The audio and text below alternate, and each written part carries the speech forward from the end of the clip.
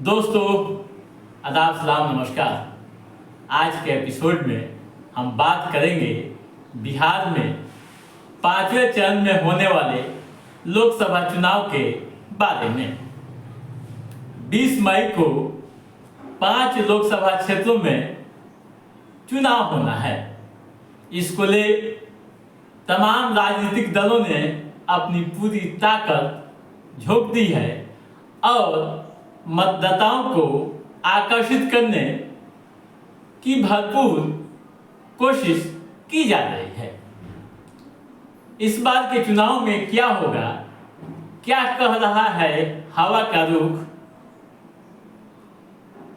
कौन बनेगा सिकंदर, किन किन के सर पर होगा इन सीटों का ताज, चिराग पासवान की होगी अग्नि परीक्षा। हम तमाम बिंदुओं पर विस्तार से चर्चा करेंगे। दोस्तों, पहले हम जान लें किन किन लोकसभा क्षेत्रों में चुनाव 20 मई को होना है। सीतामढ़ी, मधुबनी, सारण, हाजीपुर व मुजफ्फरपुर। ठीक है दोस्तों, इन सीटों पर खास बात यह है कि मुजफ्फरपुर को आप छोड़ दीजिए तो बाकी 4 लोकसभा सीटों पर नए चेहरे पुराने योद्धा को जबरदस्त टक्कर दे रहे हैं। नए चेहरे पुराने योद्धा को जबरदस्त तरीके से टक्कर दे रहे हैं। आइए, कैसे टक्कर दे रहे हैं और किस तरह का माहौल है, हम बारी बारी से विधानसभा लोकसभा वार चर्चा करते हैं। हम अपनी बात की शुरुआत सबसे पहले सारण लोकसभा से करते हैं। दोस्तों, सारण लोकसभा सीट पर बीजेपी के राजीव प्रताप रूढ़ी से आरजेडी की रोहिणी आचार्य से कड़ा मुकाबला है, कांटे की टक्कर है। राजीव प्रताप रूढ़ी पुराने खिलाड़ी हैं, जबकि रोहिणी आचार्य ने अपनी राजनीतिक पारी की शुरुआत की है। जिस तरह के हालात यहाँ बन रहे हैं और जो राजनीतिक पंडित बना रहे हैं, उनकी माने तो यहाँ कांटे का मुकाबला है, यानी कांटे की टक्कर है। और राजीव प्रताप रूढ़ी की मुश्किलें यहाँ काफ़ी अधिक है।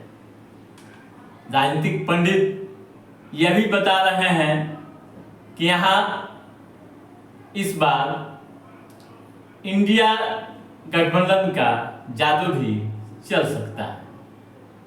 दोस्तों, कुछ और बातें हम कर लें यहाँ की जातीय समीकरण को, उसके बाद अगली लोकसभा सीट पर हम जाएंगे। जैसा कि आप जानते हैं कि बिहार में जो भी चुनाव होते हैं उसमें अधिकांशतः जातीय समीकरण के आधार पर ही वोटिंग होती है।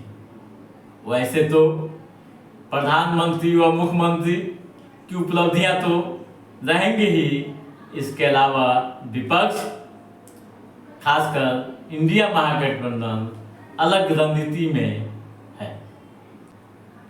और सबसे बड़ी बात यह है कि यह सीट लालू प्रसाद यादव यानी बिहार के मुख्यमंत्री की गढ़ रही है और उनका यहाँ सिक्का चलता था। ठीक है, अब आइए आगे बढ़ते हैं, दूसरे सीट की तरफ हम चलते हैं। दोस्तों, अब हम बात कर रहे हैं सीतामढ़ी। ठीक है दोस्तों, सीतामढ़ी लोकसभा क्षेत्र में देवेश चंद्र ठाकुर यहाँ के नए खिलाड़ी हैं, जबकि आरजेडी के अर्जुन राय पुराने पहलवान हैं। देवेश चंद्र ठाकुर ब्राह्मण परिवार से आते हैं और लड़ाई को यानी मुकाबले को काफी दिलचस्प बनाए हुए हैं। यहाँ के जातीय समीकरण को भी आप समझ सकते हैं। यहाँ जो कुल वोटर्स हैं 19,24,566, ठीक है। इसमें पुरुष वोटर्स की संख्या करीब 10 लाख है, ठीक है। जातीय समीकरण की बात करें तो सबसे अधिक यहाँ वैश्य वोटर्स हैं 4 लाख। उसके बाद मुस्लिम 2.5 लाख, यादव भी 2.5 लाख, अति पिछड़ा 3 लाख, ईबीसी भी यहाँ ठीक ठाक है। स्वर्ण वोटर 2.5 लाख, दलित व महादलित वोटर्स भी यहाँ 2.5 लाख, ठीक है। ये हो गई सीतामढ़ी की कहानी। अब आइए हम चलते हैं हाजीपुर। दोस्तों, हाजीपुर लोकसभा सीट का एक अलग अपना इतिहास रहा है। कभी यहाँ रामविलास पासवान रिकॉर्ड वोटों से चुनाव जीते थे और गिनीज बुक ऑफ वर्ल्ड में अपना नाम दर्ज कराया था। लेकिन इस बार उनके बेटे चिराग पासवान यहाँ मैदान में हैं। इस सीट के लिए वे नए हैं। इस सीट के लिए वे नए हैं। यहाँ उन्हें कड़ी चुनौती मिल रही है। आपको बता दो कि आरजेडी ने इस सीट से शिवचंद्र राम को मैदान में उतारा, ठीक है। दोस्तों, यहाँ चाचा की नाराजगी का भी असर दिख रहा है। राजनीतिक विश्लेषक की माने तो चिराग के लिए इस बार अग्नि परीक्षा होगी। पहली बार यहाँ से चुनाव लड़ रहे हैं और कई चुनौतियां उनके सामने आ रही है। दोस्तों, यहाँ के जातीय समीकरण की अगर हम बात करें तो यहाँ करीब 1 लाख भूमियार मतदाता है, यादव 3 लाख, स्वर्ण भी 2 लाख, मुस्लिम 1.5 लाख, कुशवाहा 1 लाख व निषाद व रविदास भी 1 लाख के करीब वोटर्स, ठीक है। सबसे दिलचस्प बात यह है कि यहाँ 6 विधानसभा क्षेत्र हैं। 6 में 4 पर इंडिया गठबंधन का कब्जा है, जबकि 2 सीट बीजेपी के पास है। ऐसे में इसका भी असर इस चुनाव में पड़ेगा। वैसे तो प्रधानमंत्री मोदी की मैजिक व नीतीश कुमार का सहयोग भी यहाँ दिखता नजर आ रहा है। दोस्तों, मांझी की भी वोटें चिराग के पक्ष में जाने की चर्चा हो रही है। वैसे तो यह वक्त तय करेगा कि कौन जीतेगा और कौन हारेगा, लेकिन इतना तो तय है कि यहाँ भी माहौल काफ़ी दिलचस्प हो गया है और कांटे की टक्कर देखी जा रही है। आइए अब अगली सीट की बात करते हैं, मधुबनी। दोस्तों, मधुबनी सीट पर एनडीए ने यानी बीजेपी ने इस बार अशोक यादव को मैदान में उतारा है, ठीक है।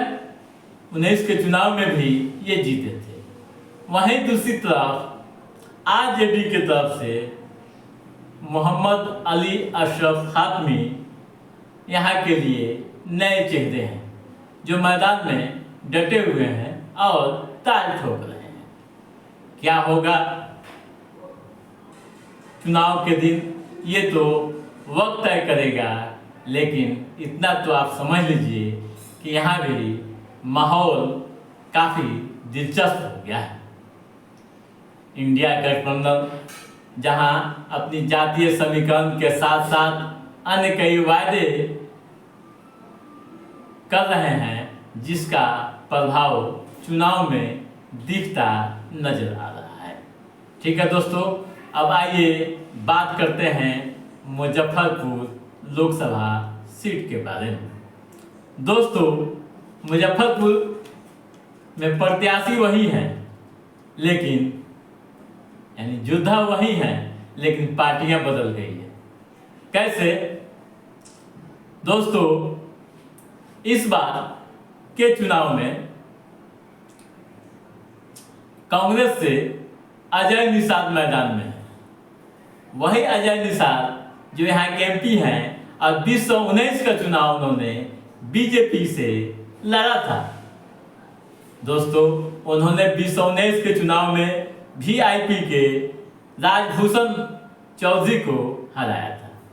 इस बार राजभूषण चौधरी बीजेपी के कैंडिडेट हैं, जबकि अजय निषाद आरजेडी महागठबंधन के प्रत्याशी हैं।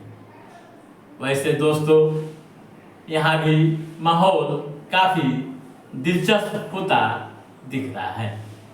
महागठबंधन जहाँ जातीय समीकरण के आधार के साथ अपने किए गए वायदों को पूरा करने की बात करते हुए ताल ठोक रही है, तो वहीं बीजेपी यानी एनडीए प्रधानमंत्री की उपलब्धियों को लेकर मैदान में डटी हुई है।